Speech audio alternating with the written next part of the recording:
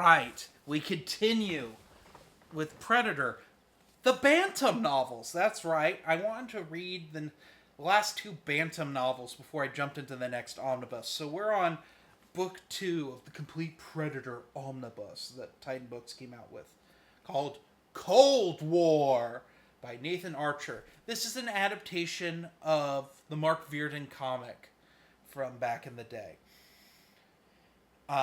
The story goes when a Yautja ship crashes in Siberia, uh, Philip scrambles his men to try to recover the ship. The Soviets are kind of after it. Well, they're not Soviets in this, they were in the comic. The Russians are after it as well. And uh,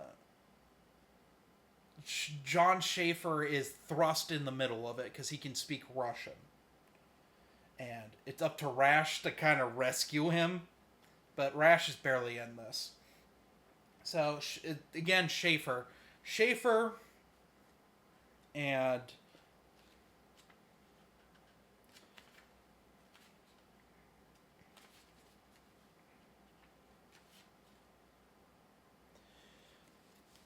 so Schaefer and Lieutenant Ligachev, who is a Russian lieutenant stationed at this oil refinery in Siberia, are really our protagonists for this. Ligachev has to deal with the Russian bureaucracy and just having to be being a woman in the Russian military and just prejudice like that. But it's not like modern. Oh, the patriarchy, blah blah blah. She's her own character. We don't deal with the politics of that per se, like we would if it was written today. And it's just her and John Schaefer end up having to team up to stop the Yautja.